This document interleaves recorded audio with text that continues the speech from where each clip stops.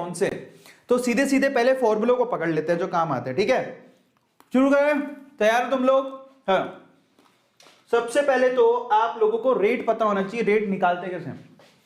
सो देखिए, अगर मैं कहूं कि ये रिएक्टेंट है जो आप लोगों को प्रोडक्ट दे रहा है, तो इसके रिस्पेक्ट में अगर आप रेट लिखना चाहते हैं, डिफरेंशियली रेट लिखना चाहते हैं, तो कैसे लिखोगे? Minus of D R by D T. Now what is R? This is change in concentration with respect to time.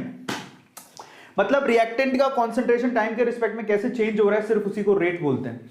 आप इसको प्रोडक्ट के फॉर्म में भी लिख सकते हो, plus of T P by D T, product की कॉन्सेंट्रेशन के फॉर्म में भी लिख सकते हो।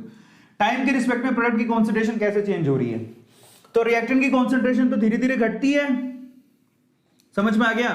तो concentration of reactant reduces with respect to time, और प्रोडक्ट की कॉन्सेंट्रेशन धीरे धीरे बढ़ती है। So this is for product and this is for reactant. ये ग्राफ तो तुम्हें पता होंगे, है ना, ये तो तुम जानते ही होगे। कौन कौन जानता है ये? तो बहुत बढ़िया। तो इसी तरह से हम लोग क्या लिखते हैं? रेट लिखते हैं। किसी भी केमिकल रिएक्शन का रेट इस तरह से लिखा जाता है, change in concentration with respect to time. Okay, बढ़िया। लेकिन अगर मान लो स्टोइकियोमेट्री दे रखी हो तो so in that case what we have to do, यहां पर तो स्टोइकियोमेट्री थी ही नहीं। तो अगर मैं बोलूं कि सपोज करो कि x of r will give you y of p, अब मैं आपसे कहूं कि x एंड y क्या है? These two are stoichiometric coefficients, stoichiometric coefficients. Then how to write rate? आप अब कैसे रेट लिखोगे? तो इन दैट केस रेट लिखने का बहुत सिंपल तरीका होता है, रेट इज इक्वल्स टू जो स्टोइकियोमेट्रिक कोफिशिएंट, देखो माइनस का साइन तो लगेगा ही, रिएक्टेंट के केस में माइनस का साइन लगता है, रिएक्टेंट के केस में माइनस का साइन लगा जाता है, तो माइनस का साइन लगा दिया।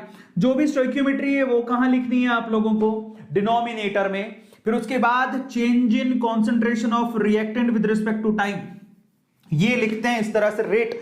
तो अगर आप लोगों को स्टोइकियोमेट्रिक कोफिशिएंट दे रखा हो तो आप लोगों को रेट ऐसे लिखनी होती है। और इसी तरह से प्रोडक्ट के वे में लिखना हो और फिर स्टोइकियोमेट्री दे रखा हो, तो देखो प्रोडक्ट के केस में सबसे पहले तो आता है प्लस, क्योंकि रिएक्टेंट घटता है प्रोडक्ट बढ़ता है, तो इसलिए रिएक्टेंट के केस में माइनस लगाया गया, प्रोडक्ट के केस में प्लस लगाया गया। और साथ में स्टोइकियोमेट्री कहां लिखोगे? नीचे, और ऊपर क्या लिखोगे? वही डीपी बाई डी। तो कोई फर्क नहीं है, सेम ही फॉर्मूला है, सिर्फ इतना सा फर्क है कि आप लोगों को जो स्टोइकियोमेट्री है वो डिनोमिनेटर में लिखनी पड़ती है।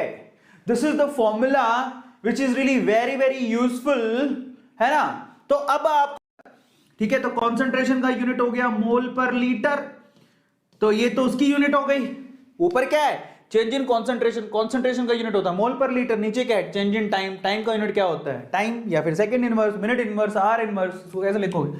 मतलब सेकंड, मिनट, आर, ऊपर जाके क्या हो जाएगा? Second inverse.